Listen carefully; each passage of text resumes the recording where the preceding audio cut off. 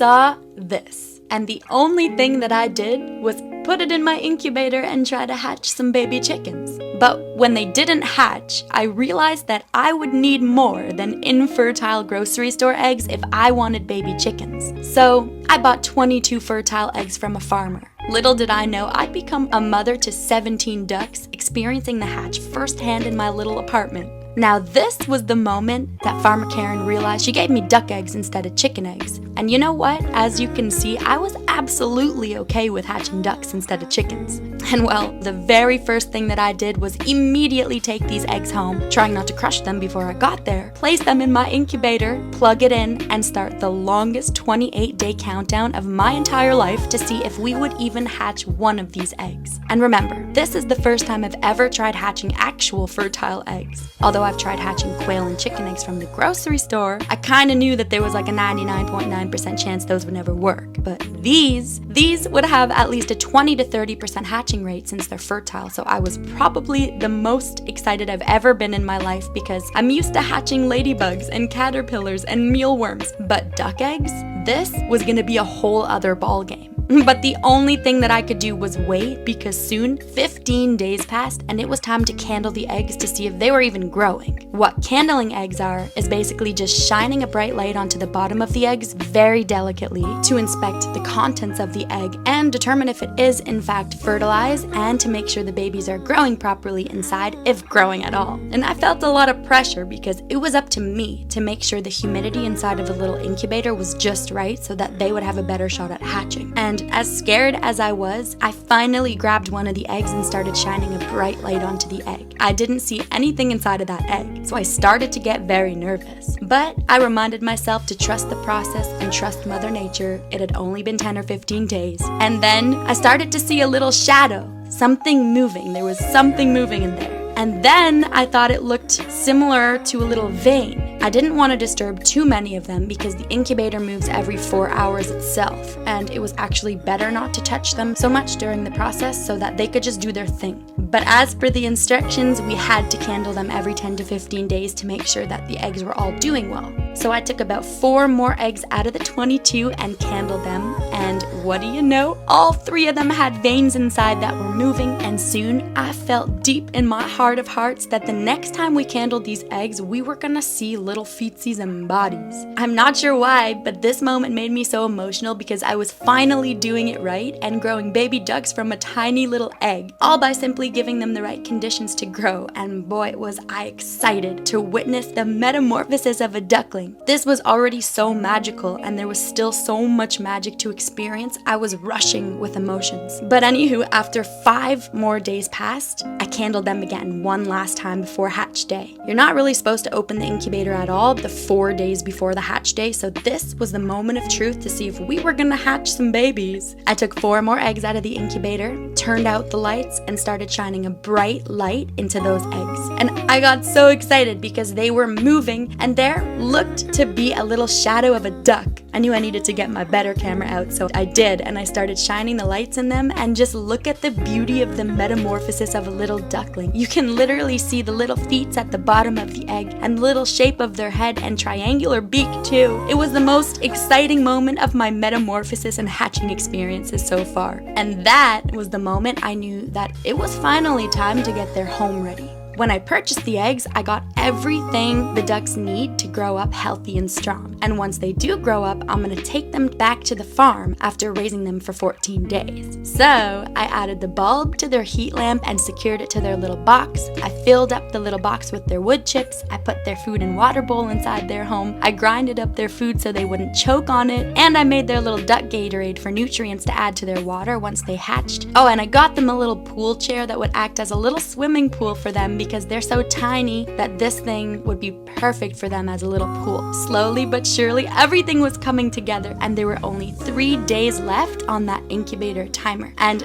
I could have sworn that I saw one of those eggs move, so you already know that I had to set up like 4 camera time lapses on the eggs to make sure that we got every angle of these little babies hatching. And I wasn't even sure if any of them would hatch or not, but I was ready because hatching day finally came. I didn't know if they would all hatch at once, or if just one would hatch, or if many of them would hatch, so I was really nervous for this moment. But I had my time lapse going, and every time it stopped, I would review it, and finally I realized that all of the eggs were wobbling, and soon they were gonna hatch. And soon I saw one of the eggs with a chip in it, and I knew that it was time. So I sat there with Raffi, and I waited for our first duck to hatch. But 5 hours passed, and it was now 3 a.m. in the morning, and I didn't know when it would hatch, and you're not supposed to assist in the hatch at all, so all I could do was watch. I stayed up all night that first night, waiting for our little baby to hatch. Our first little baby. Also wondering why the others weren't hatching at the same time though. But all we needed was one little baby for me to be a duck mom, and I would be happy with just one. But then I started to notice that some of the other eggs had cracks in them too, and that's when I started to get really excited, also really nervous. I was like, in that moment, I was like, what am I doing again? But it almost worked out like magic, how only one ended up hatching on hatching day, because the next day I was in for a real surprise.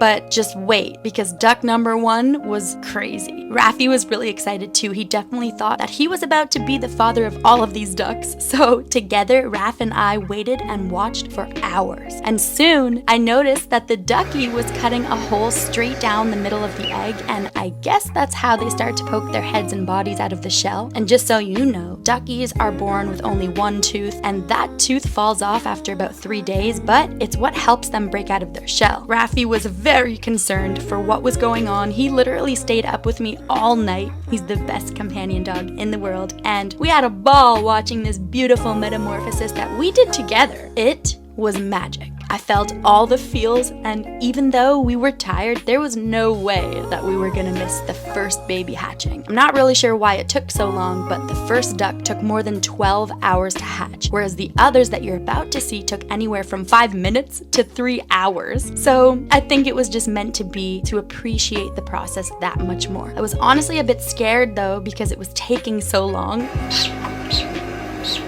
But then the moment finally came. Our baby hatched, and it was healthy and happy and chirping like no tomorrow, and it was the best moment of my life. Wow! There he is! That's a little ducky! And by this time it was around 3 a.m. So I put the first little ducky in our home and stayed by its side until another one hatched. I named this one Millie. You have to calm down, okay? I know you're excited. He's your new little baby. I wasn't sure how long to keep Millie in the incubator, but I brought her to her new home and made sure that she survived the night, because remember, I had never hatched a duck before, so I wasn't sure where she would be most comfortable. But I got another heat lamp, and I was there for moral support to keep her warm, and I waited for the others to hatch too. This little duck was so small and floppy, so I made sure to keep a careful eye on her until I knew she was ready to be alone. The inside of the egg was really gross, but I figured I'd show you what it looks like after they hatch. And Millie, me, and Raff sat there all night. Millie dried up and became all cute and puffy and fluffy, and finally she fell asleep, and Raff and I waited for the others to come, but we didn't even know if any would at all. I honestly ended up sleeping on the floor that night, and when I woke up, I saw 2 more babies inside of the incubator. Richie and Rhino were born, and then a 4th hatched. I named him The Cuteness. My favorite movie is Master of Disguise. If you know, you know. So now we went from 1 duck taking 12 hours to hatch to 4 ducks in the matter of what felt like minutes. So I let them dry off in the incubator for an extra hour than Millie, and then brought them back into their new home to start to grow up and to join Millie. Millie greeted them with open wings, and they were already all best friends. It was so cute. They accept each other right away. They need each other to survive. So I was happy that Millie had other ducklings to grow with too. And guys, was I excited? I felt like I could handle 4 ducks. Soon they all became so puffy and cute, and they were growing by the minute. But I wasn't sure if any others would hatch, because I waited and a whole 2 more days passed by. And finally, we had duck number 5 hatch. But this one had a problem, okay? She was born with some sort of membrane coming out of her body, and I wasn't sure what to do. I didn't know if it was my fault. The others were so normal, and this one, there was a huge problem. So I put her back in the incubator and noticed that she wasn't really moving very much. It was different than the other ducks. So immediately I texted Farmer Karen and I asked for her help. I told her what happened and she instructed me to put dental floss around the membrane. And even though she said that the whole sac didn't look too bloated, honestly, to me, it looked pretty bloated. So it wasn't something that I could just pull off this duck.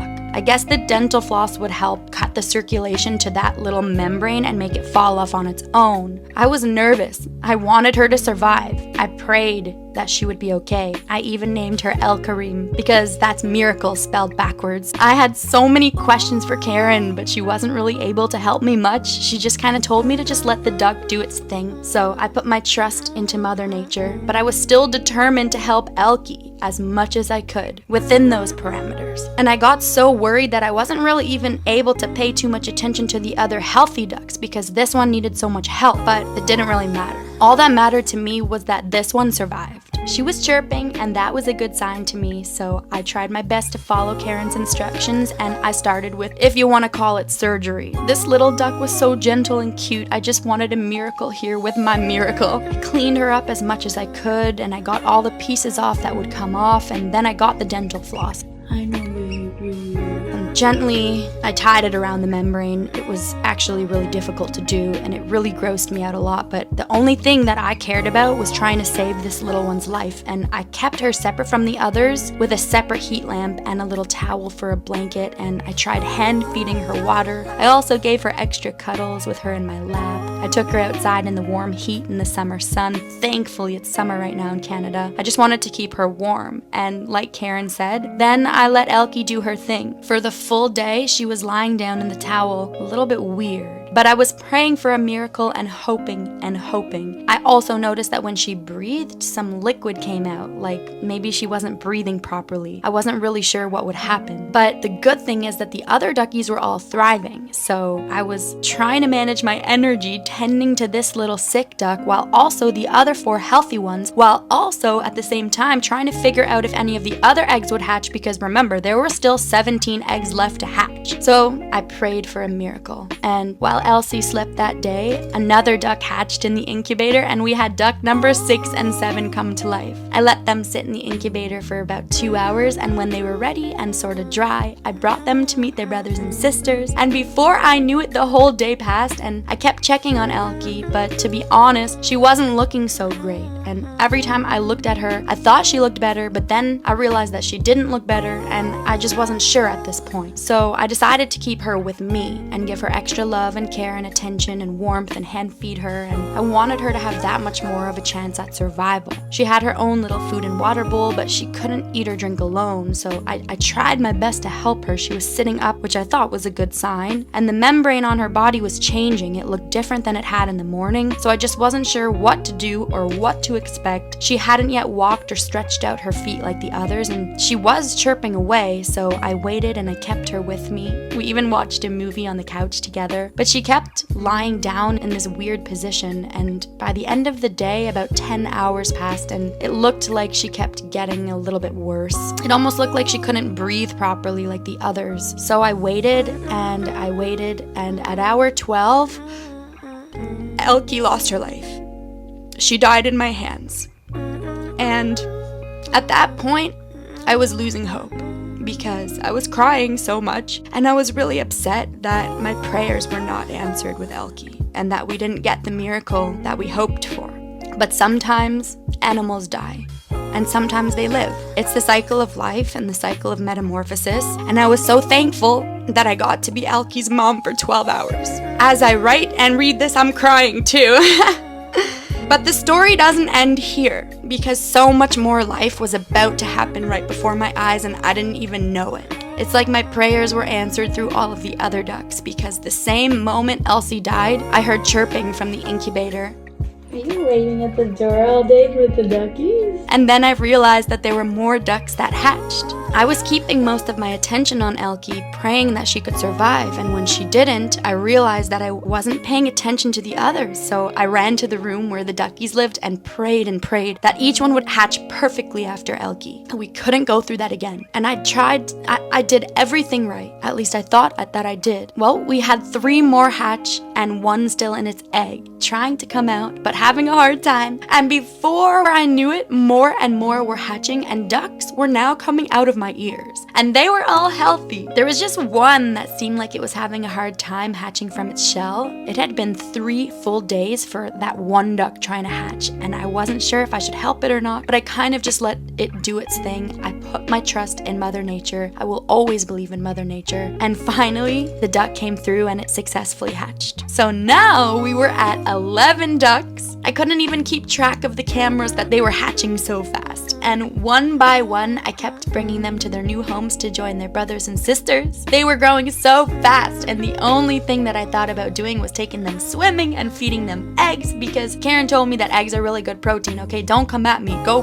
Google it right now, okay? I promise. And they love it. They hop it down. It's the cutest thing ever. But I decided to take the first 6 born swimming because they were about 5 days older than the rest, and they definitely were ready to get wet. And I almost lost one of them. So after I almost lost one of them, the cuteness, that was the cuteness, I kept them indoors. I literally am not cut out for this life. But I would make scrambled eggs for them every morning, some mashed bananas for snack. Who's ready for some scrambled eggs?